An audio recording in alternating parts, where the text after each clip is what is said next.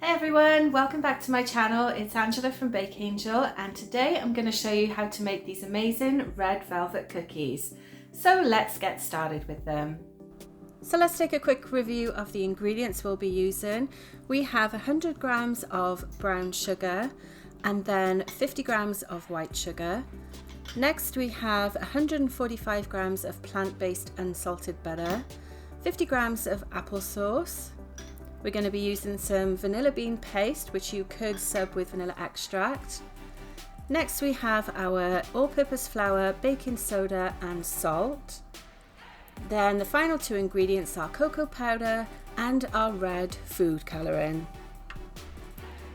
So we're going to start by adding each of the sugars into our mixing bowl.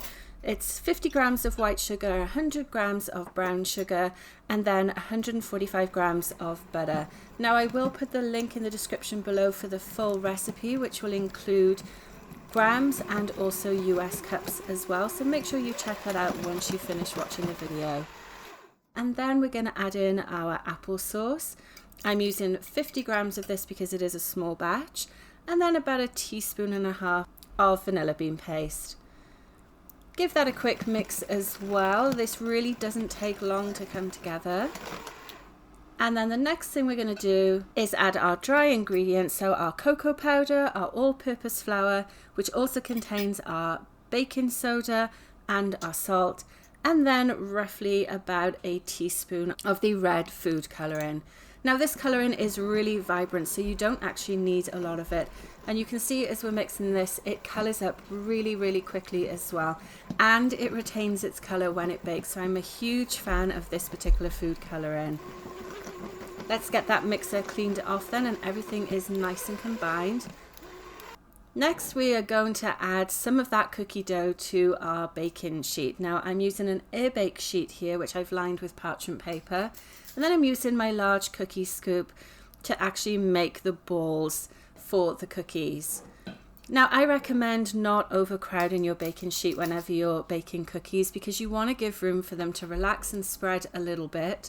Now because they have baking soda in them, they will have a nice little bit of a spread. They're still going to maintain that nice chewiness inside though, thanks to the brown sugar that we added to the recipe.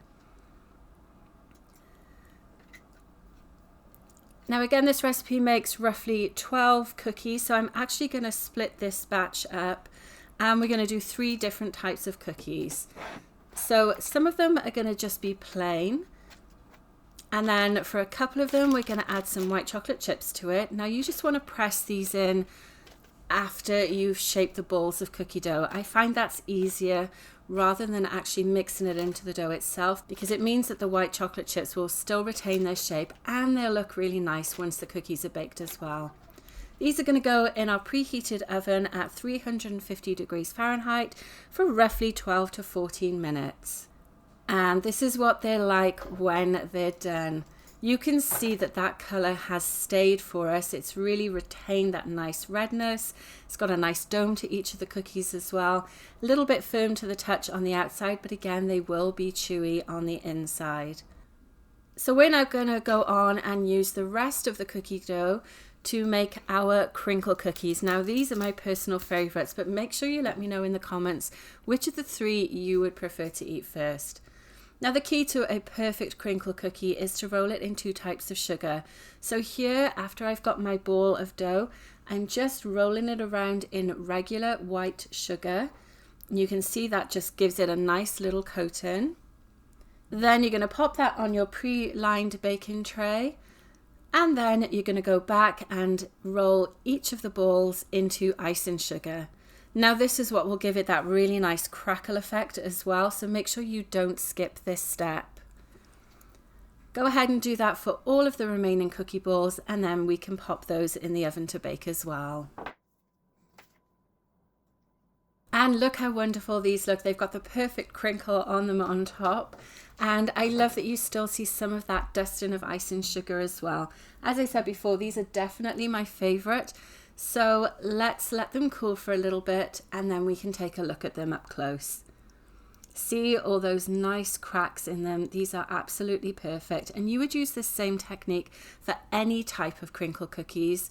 So if you're doing lemon ones or chocolate ones at Christmas as well, it's such an easy technique to try, and I hope you will try it.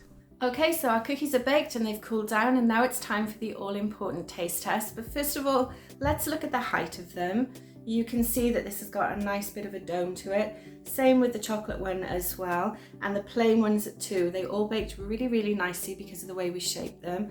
I love the crackle on this one, and it's such an easy technique to do on any flavor of drop cookies. And I love the little pops of white with this. It's such a nice contrast with the color. Let's break this one open. You can see what it's like inside. So straight away you see that really bright color, really deep red. I have a quick taste of it as well. So what I love about red velvet is you get that nice cocoa flavor. It's like a chocolate cookie with just a nice red color into it. Really great, simple recipe, and such a nice one to make if you want to make a quick treat. And it's a small batch too, which makes about 12 cookies, so you don't have a ton of cookies hanging around. Hope you've enjoyed watching this bake along. Don't forget to let me know in the comments below which of the 3 you would choose to eat first, and I'll see you on my next video. Thanks for watching. Bye.